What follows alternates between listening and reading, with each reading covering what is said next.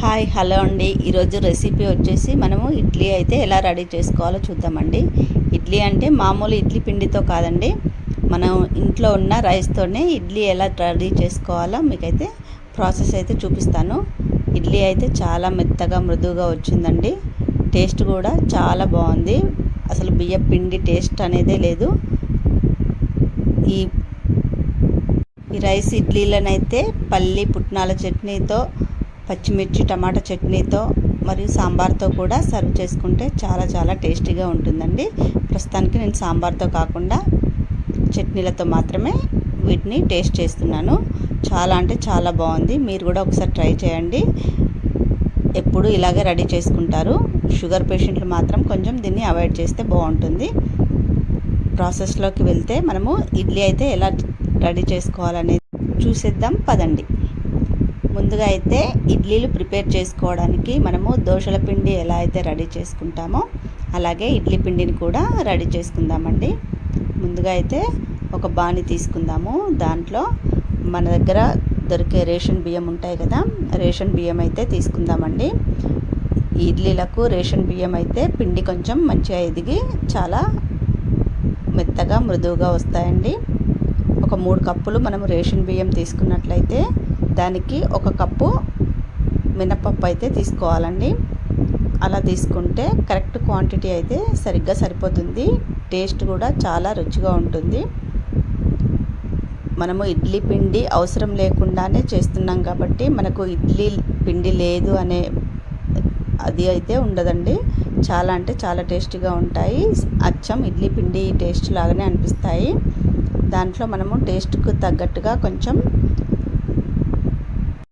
మెంతులను అయితే యాడ్ చేసుకుందామండి. మెంతులు వేయడం వల్ల టేస్ట్ కూడా చాలా రుచిగా ఉంటుంది. మనము వాటర్ అయితే పోసేసుకొని నీట్గా కడిగేసి వంపేసి మళ్ళీ ఇంకొన్ని వాటర్ పోసేసుకొని ఒక 4-5 గంటల పాటు నానబెట్టుకుందామండి. అలా నానబెట్టుకున్న తర్వాత మనమైతే వాటిని మిక్సీకి వేసి గ్రైండ్ చేసి పిండిలాగా చేసి పక్కన పెట్టేసుకుందాము.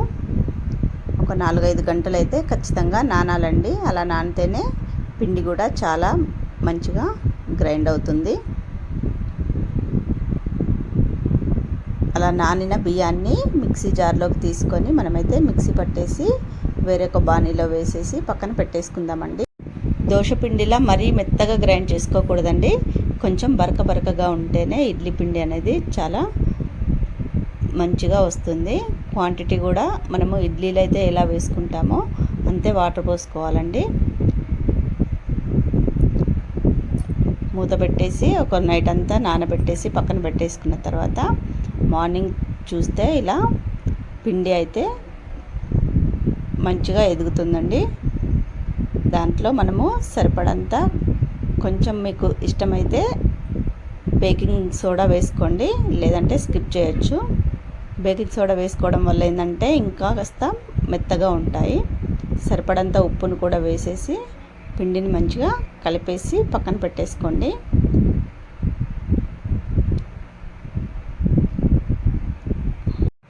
ఇడ్లీ వేసుకోవడానికి మనకు ఇడ్లీ పిండి అయితే రెడీగా పక్కన ఉంది కదా.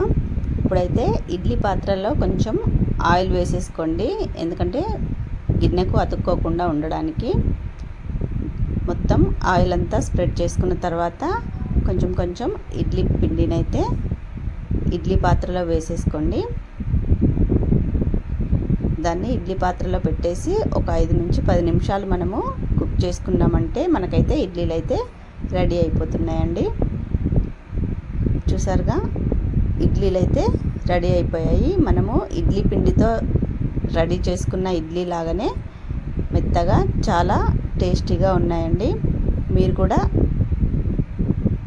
ఖచ్చితంగా ఈ రెసిపీని అయితే ట్రై చేయండి. చాలా అంటే చాలా టేస్టీగా ఉన్నాయి. ఈ వీడియో కనుక మీకు నచ్చితే లైక్ చేసి సబ్స్క్రైబ్ చేయడం మాత్రం మర్చిపోకండి. రైస్తో చేసిన ఇడ్లీలు కాబట్టి మనము సాంబార్తో కానీ చట్నీలతో కానీ సర్వ్ చేసుకుంటే చాలా చాలా టేస్టీగా ఉంటుందండి. దీనికి పచ్చిమిర్చి టమాటా కాంబినేషన్ అయితే సూపర్గా ఉంది. మీరైతే ఇడ్లీ అయితే ట్రై చేసి ఎలా ఉందనేది కామెంట్ చేసి చెప్పండి. ఈ వీడియో చివరి వరకు చూసిన ప్రతి ఒక్కరికి పేరు పేరున ధన్యవాదాలండి. Thank you so much. మీరు ఒక లైక్ వేసి ఈ వీడియో చూడడం వల్ల ఇంకా చాలామందికి వీడియో అయితే వెళ్తుందండి. మాకు మోటివేషన్గా ఉంటుంది. ఈ వీడియో కనుక మీకు నచ్చితే ఖచ్చితంగా సబ్స్క్రైబ్ చేయడం మాత్రం మర్చిపోకండి.